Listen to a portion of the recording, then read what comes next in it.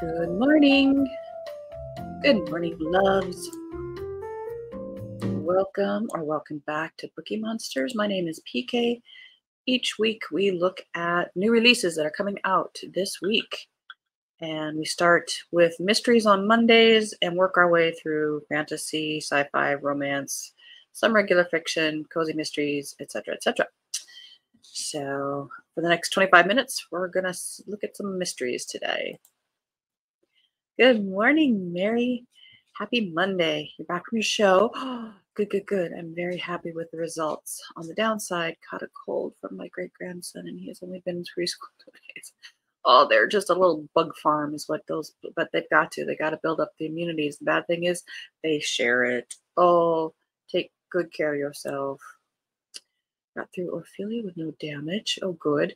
Richmond had 3 to 4 inches and lots of wind where I live. We finally got a little rain, but not 3 to 4 inches. Oh my goodness.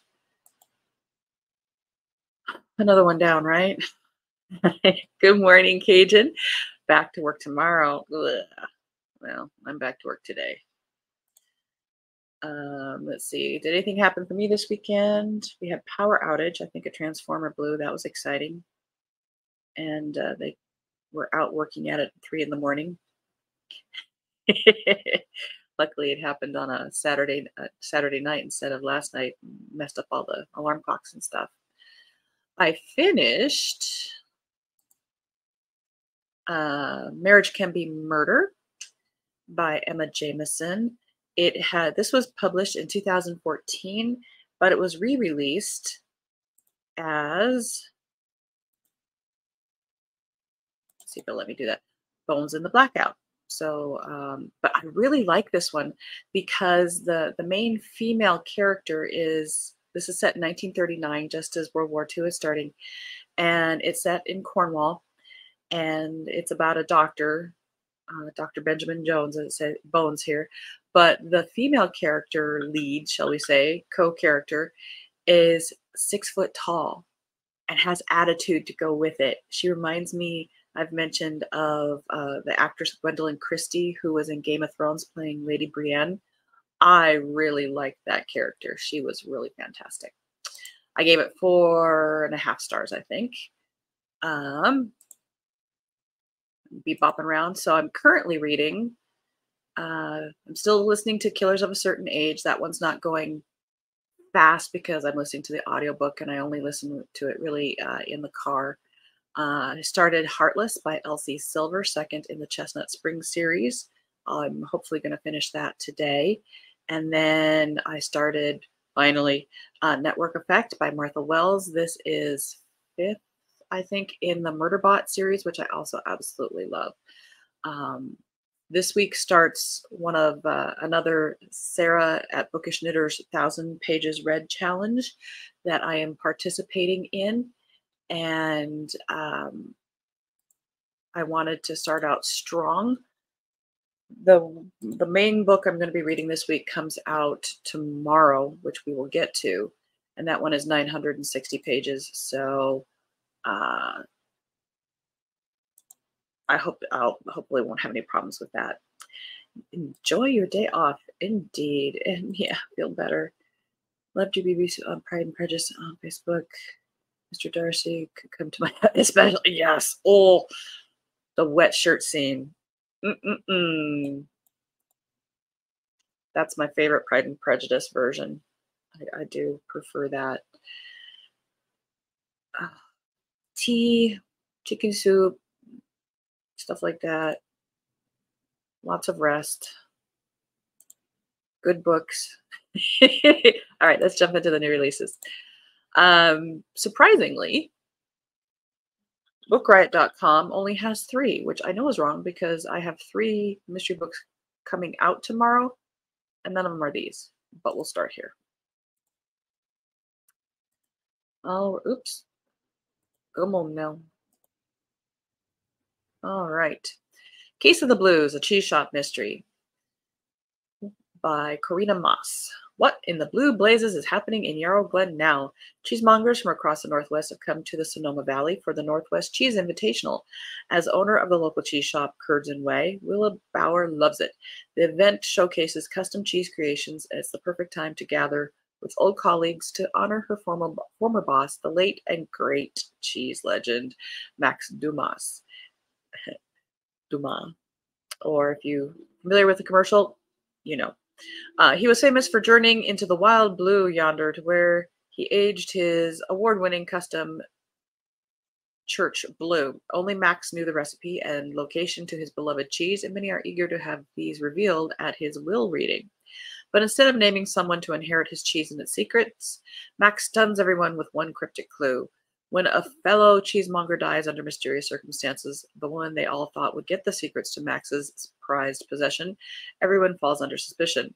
Willa adores Church Blue as much as the next cheese connoisseur, but it's not to die for. Is a killer trying to get away with murder and the cheese? I do have the first 2 or 3 in this series. I've not read it yet. My mom has. I will get to it.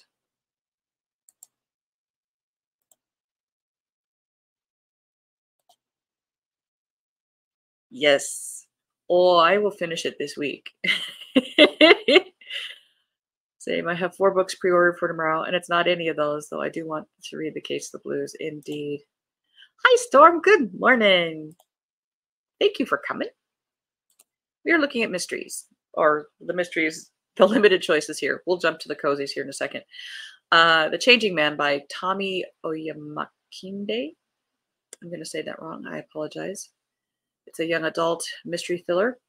A teenage girl is pulled into investigating the truth behind her new boarding school's decades-old legend in The Changing Man. Face front, watch your back, be brave.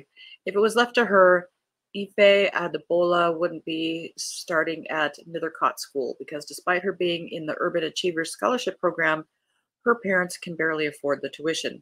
No matter who is trying to be friends with her, like her classmate Bijal, or how much the prestigious boarding school tries to pull her in, Ife is determined not to get caught up in any of it.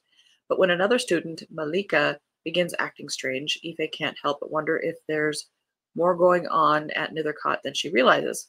Could there be any truth to the school's decades-old legend of the Changing Man? Is there any connection to the missing older brother of her classmate, Ben? As more questions arise, Ife has no choice but to team up with Ben and Bijal to investigate. But can the trio act quickly enough to uncover who's behind everything before one or all of them is the Changing Man's next victim? Thieves' Gambit by Kavian Lewis, also a young adult.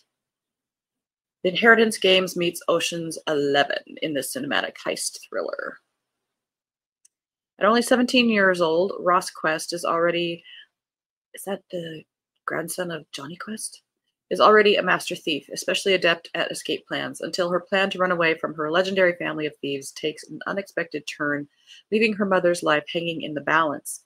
In a desperate bid, she enters the Thieves' Gambit, a series of dangerous international heists where killing the competition isn't exactly off limits, but the grand prize is a wish for anything in the world, a wish that could save her mom.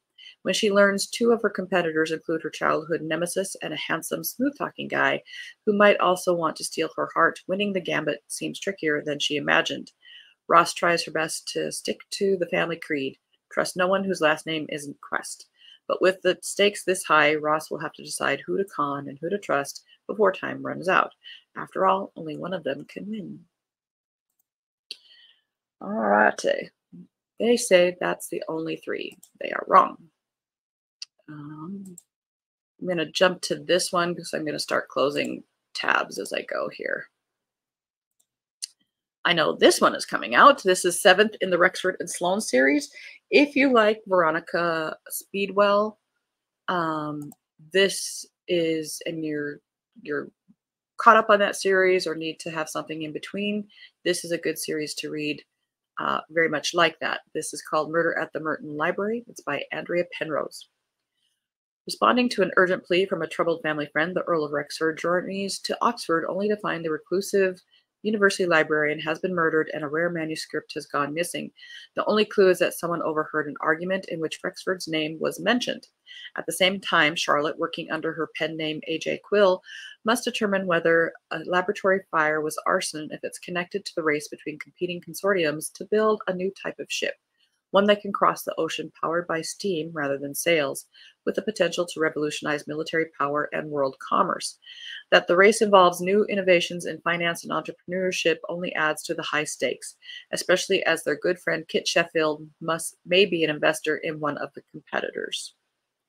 As they delve deeper in the baffling clues, Rexford and Charlotte begin to realize that things are not what they seem.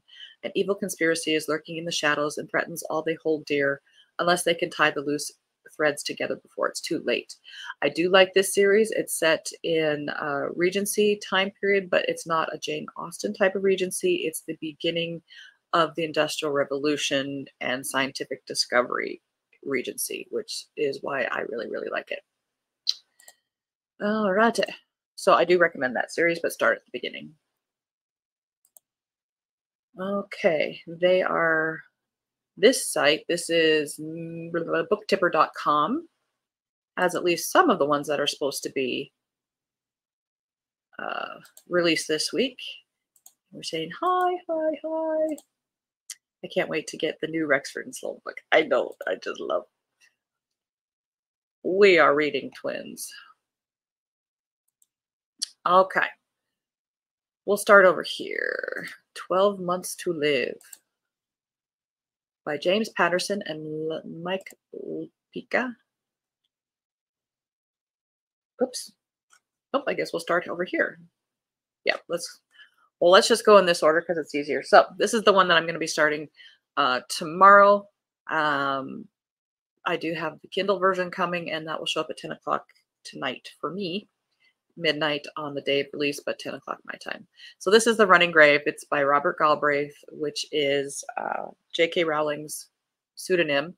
This is 7th in series, and very much like J.K. Rowling, these are book stopper. These are honking huge books, and I love it. Private Detective Cormoran Strike is contacted by a worried father whose son Will has gone to join a religious cult in the depths of the Norfolk countryside. The Universal Humanitarian Church is, on the surface, a peaceful organization that campaigns for a better world. Yet Strike discovers that beneath the surface there are deeply sinister undertones, and unexplained deaths. In order to try to rescue Will, Strike's business partner, Robin Ellicott, decides to infiltrate the cult, and she travels to Norfolk to live incognito among its members. But in doing so, she is unprepared for the dangers that await her there and for the toll it will take on her. And yes, that one I very much look. I love, love, love the slow burn relationship between those two characters. And I will be reading that immediately. Yes, I have that one coming too. You will find out.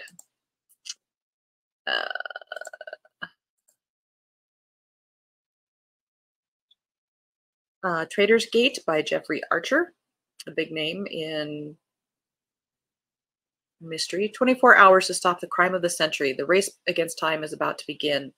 The Tower of London, impenetrable, well protected, secure, home to the most valuable jewels on earth. But once a year, when the Queen attends the state opening of Parliament, the Metropolitan Police must execute the most secret operation in their armory as they transport the crown jewels across London. Scotland Yard. For decades, the elite squad at Scotland Yard have been in charge of the operation, and for decades, it's run like clockwork. The heist. But this year, everything is about to change, because a master criminal has set his sights on pulling off the most outrageous theft in history, and with the man on the inside, the odds are in his favor, unless the team can stop him before it's too late. That sounds good, too. Dated, though. It's not the Queen anymore. All right. Here it is, 12 Months to Live by James Patterson and Mike Lupika. Tough as nails criminal defense attorney Jane Smith is hip deep in the murder trial of the century. Actually, her charmless client might have committed several murders. She's also fallen in love with a wonderful guy and an equally wonderful dog, a mutt. But Jane doesn't have much time. She's just received a terminal diagnosis giving her 12 months, unless she's murdered before her expiration date. That sounds kind of depressing. Sorry, I think I have a dog here somewhere. Uh, now this one I do have pre-ordered too. It's a good series. I think this is just the third one, so you're not too. You can get started on it. This is Murder by Invitation Only by Colleen Cambridge. This one is set with Agatha Christie as a minor character, which is kind of interesting. It's her housekeeper, Phillida Bright. A murder will occur tonight at Beecham House. Who could resist such a compelling invitation? Of course, the murder in question purports to be a party game, and Phillida looks, I could be pronouncing that wrong, but looks forward to using some of the detective skills she has acquired thanks to her employer, Mrs. Agatha, who is unable to attend in person. The hosts, Mr. and Mrs. Wokesley, are new to the area, and Phillida gladly offers their own overwhelmed housekeeper some guidance while events get underway. Family friends have been enlisted to play the suspects, and Mr. Wokesley excels in his role of dead body. Unfortunately, when the game solution is about to be unveiled, the participants discover that life has imitated art. Mr. Wokesley really is dead. In the absence of Inspector Cork, Phillida takes temporary charge of the investigation, guiding the local constable through interviews with the murder game actors. At first, there seems no motive to want Mr. Wokesley dead, but then Phillida begins to connect each of the suspects with the roles they played and the motives assigned to them. It soon becomes clear that everyone had a reason to murder their host, both in the game and in real life. Before long, Phillida is embroiled in a fiendishly puzzling case with a killer who refuses to play by the rules. A nice series. The Ghost Illusion by Kat Martin, and a twisty page turner for fans of Lisa Jewell and Melinda Lee. So, psychological thriller and ghost story is one woman's daring search for the truth tests the dividing line between life and death. If you need help, we are here for you. Eve St. Clair desperately needs help sorting reality from her fearful imaginings when ghostly voices seem to haunt the Victorian house in Sunderland, England, that she inherited from her uncle. Online research leads to a group that claim to offer just the aid she's seeking. The Can Ransom King's handpicked team of investigators truly banish Eve's night terrors. Since the deaths of his wife and daughter, Seattle billionaire Ransom King has devoted himself to researching parapsychology and debunking the frauds who prey upon the bereaved. But Eve is a psychologist herself, clearly sane, and her sincerity is palpable. King senses a very real danger stalking the beautiful divorcee. As his interest in her case turns deeply personal, he will move heaven and earth to uncover the truth, no matter how shocking, and save the woman he loves. No Reserve by Felix Francis. It's next in series from the Dick Francis series. This is the Sun. Theo Jennings, an auctioneer in Newmarket, England, has been climbing the ladder at the Bloodstock Sales Company for the last 3 years. He's planning on making his first ever multi-million sale with a yearling colt. When he finds the colt dead a few days after the auction, Theo is suspicious that there was foul play involved. As Theo begins to investigate the death, he finds that answers aren't coming readily from those who he questions. When a person's body is discovered in the same stable a few days later, all fingers point to him. As his world turns upside down with the accusations, Theo decides to further his investigation. The only way to clear Theo's name is to find the real murderer, but it isn't just the police who have their eye on him. The killer has a target on his back. Murder Most Royal by S.J. Bennett. Did we already look at that one? I think so. Let's double check this. Nope. Okay. Murder Most Royal by S.J. Bennett. Evidence that an aristocrat has gone missing and was possibly murdered near Sandringham House sets Queen Elizabeth II on the path to discover unsavory family secrets and much more. I think we did read about this one because we were talking about how Princess Anne would be a better sleuth. But it's releasing today. We'll talk about it. Queen Elizabeth II is looking forward to an additional Christmas gathering with her family in Sandringham when a shocking discovery interrupts holiday plans. A severed hand has been found, but even more unsettling, she recognizes a signet ring still attached to a finger. It belongs to a scion of the Sincere family, her old friends from nearby Ladybridge Hall. Despite the personal connection, the Queen wants to leave the investigation to the police, that is, until newspapers drag her name into the matter. As reporters speculate about the proximity of the crime to the crown and the police fail to investigate a suspicious accident on her doorstep, Elizabeth quietly begins to mull over the mystery herself. With help from her assistant private secretary, Rosie O'Shody, she delves into the interlocking layers of fact and fiction surrounding the high-profile case. Someone in the quiet county of Norfolk seems to have a secret worth killing for, and the Queen is determined to find out who and what that is, even if that means discovering that someone in her close circle is a murderer. Christmas Mittens Murder by Lee Hollis, Lynn Cahoon, and Maddie Day. Just in time for the holiday season, a new mystery collection featuring cozy mystery novellas by Lee Hollis, Lynn Cahoon, and Maddie Day. Thanks for stopping by, Storm. Appreciate it. Death of a Christmas Mitten Knitter by Lee Hollis. The church's annual Christmas bazaar is an unqualified success until the local jeweler cries out that a valuable diamond ring has been stolen. Food writer Haley Powell joins the search for it, but discovers something decidedly more shocking: the dead body of a local knitter with a homemade mitten stuffed in her mouth. With only days to spare before the holiday, Haley must unravel the mystery of Bar Harbor's crafty killer before someone else receives a deadly gift. The Two Christmas Mittens by Lynn Cahoon. Mystic Springs, Idaho is decked out in its sparkling best for the season, but Mia Malone is almost too busy to notice.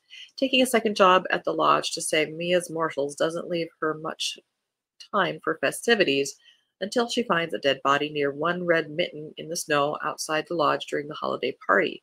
Learning that an ancient curse is at play, Mia must find the missing mitten and solve the murder before someone she loves is the next victim. And Murderous Mittens by Maddie Day.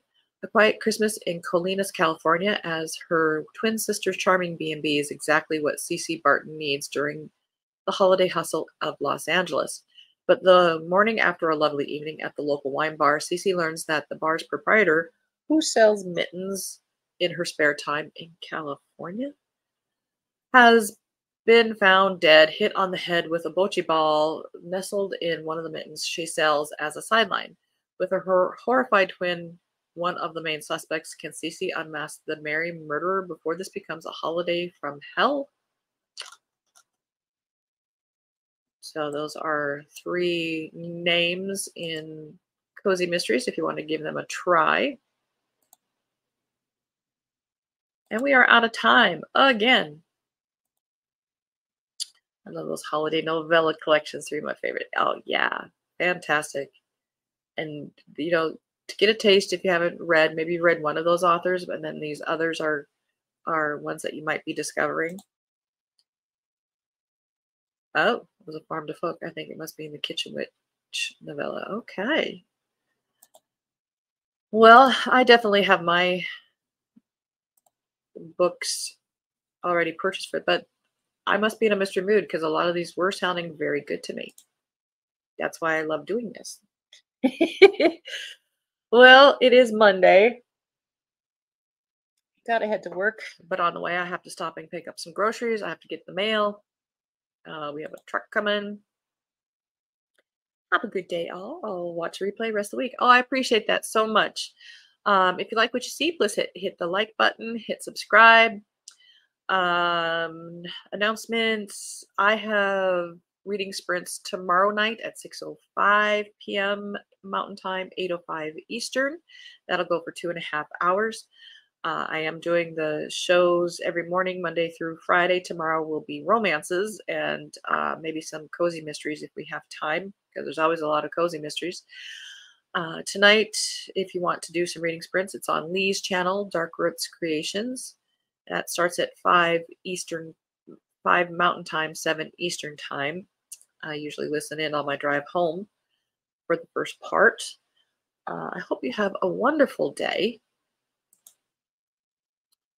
And Mary, I hope you're feeling better. Do special things for yourself. Lots of loving, healing vibes going your way. Uh, but hopefully I'll see you guys soon. Thanks so much. As it says here, don't be a bookworm, be a bookie monster. Nom nom. And have a good day. God bless.